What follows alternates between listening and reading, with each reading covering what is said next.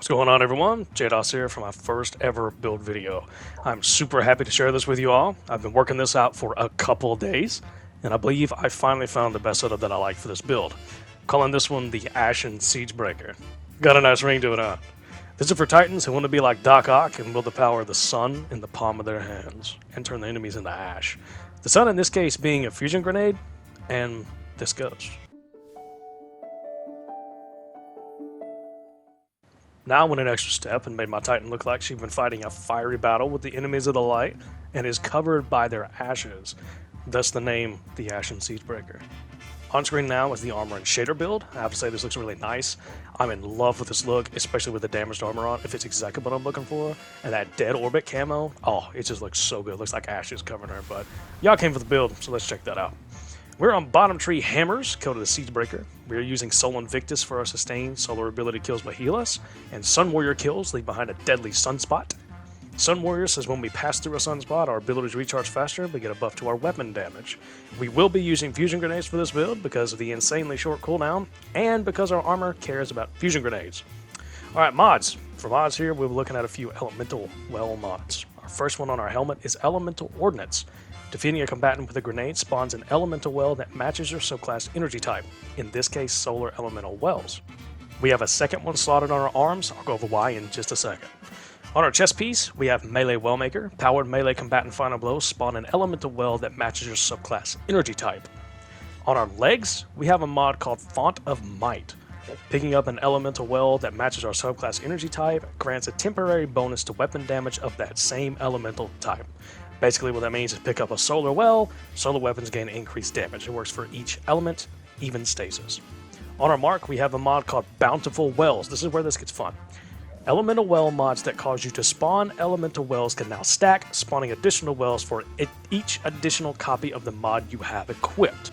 Tying this all together, we have our exotic armor, Ashen Wakes. Its exotic perk, Bring the Heat. Fusion nades explode on impact and gain increased throwing speed. Final blows with fusion grenades grant grenade energy. Multiple kills with this sometimes will refill your energy completely. Now we'll have a look at our stat layout. I know I'm a disappointment to all Titans out there because I don't have 100 resilience, and to that I simply say make sure you like and subscribe to the channel, ring the bell. I'm sure to let you down again in the future, but at least you'll be notified when it's coming. 100 discipline is the only 100 stat I can swing, unfortunately. The intellect nerf hit me pretty hard. Add a smart Titan. Now we're going to take a look at our weapons. Our primary weapon is going to be an Adrenaline Junkie Subsistence Chroma Rush. Adrenaline Junkie did get a huge buff for the 30th anniversary update. It'll now stack itself up to 5 times just by killing ads, or you can get a kill with a grenade and immediately jump it to 5 stacks. Subsistence, probably the best perk to pair with anything that offers a damage buff. It's crazy good. Special here is the God Roll Cartesian Coordinate, led from Golden Vorpal Weapon. Not a lot to say about this other than when you're turning your gunning materials in, make sure you look for one. Our heavy is the almighty 1000 Voices. Perk is Amkar's Eye. Charging this weapon unleashes a giant continuous beam of death. Now I do have a supplement for you in case you don't have this. 1K is a raid weapon, so it's not easy for some people to get. Sleeper Simulant is available for purchase in the Monument in the Tower. I personally enjoy running 1K as I feel it fits the theme a little better, but if you don't have 1K, you can run Sleeper. It does match the damage fairly well. It actually exceeds the damage 1K can do. I just like running 1K.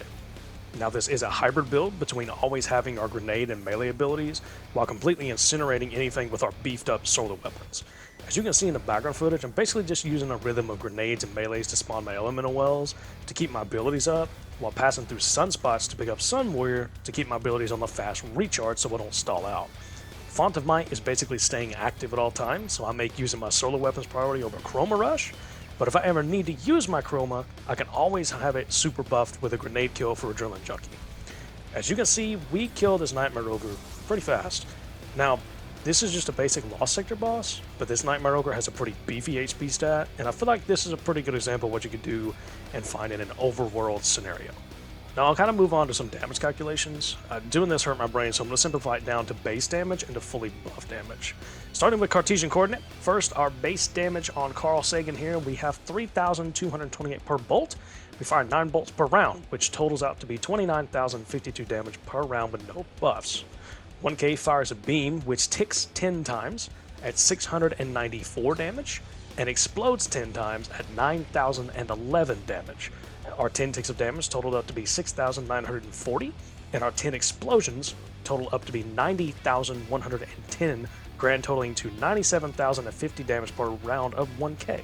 Fully stacked on Particle, Sun Warrior, and Fought of Might, we see a drastic increase in damage. Cartesian here is now hitting for 7,901 per bolt, which is a grand total of a whopping 71,109 damage per round.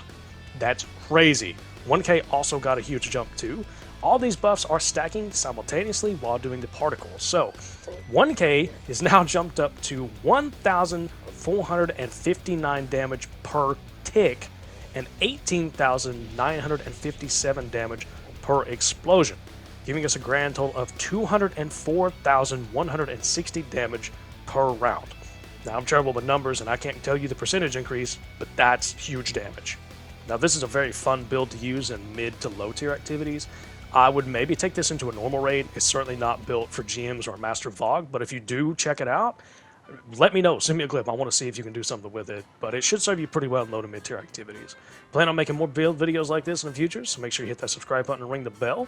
I want to thank you for watching, and as always, stay safe, stay warm. We'll see you on the Bountiful Guardians.